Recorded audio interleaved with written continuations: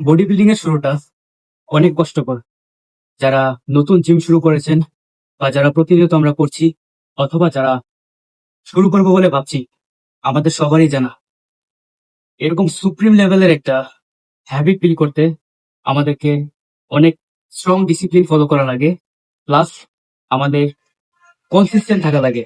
এখন ডিসিপ্লিন আর কনসিস্টেন্সি দুইটা ফলো করা খুবই কঠিন, আর তার জন্য আমাদেরকে স্পেসিফাই করা লাগে আমরা যে কাজটা করতে চাচ্ছি সেটা আমাদের ভবিষ্যতে কি এনে দিবে বা আমরা কেন করতে চাইছি।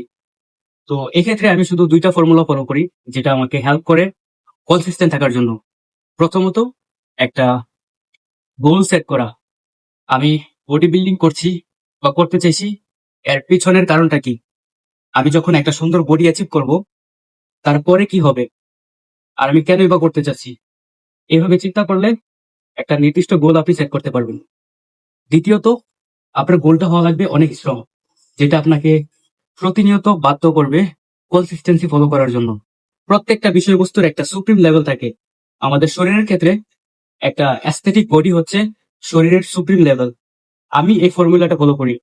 আমি আমার শরীরকে তার সুপ্রিম লেভেলে নিতে চাই।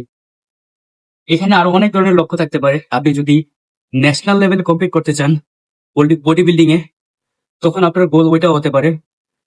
আর আপনার লক্ষ্য নির্ভর করে আপনি কেমন ধরনের ব্যক্তিত্ব, আপনার রুচির উপর নির্ভর করে। আমি যে ফর্মুলাটা ফলো করি, এটা আমাকে কনসিস্টেন্সি থাকতে হেল্প করে, কিন্তু তার মানে এই না যে সেটা আপনাকেও করবে।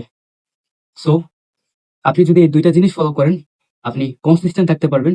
আর এইভাবে প্রত্যেকটি বিষয়ে আপনি একটা নির্দিষ্ট লক্ষ্য আর বা যেভাবে পূরণ করা যায় সেভাবে আপনি কাজ করতে পারবেন। Best of luck.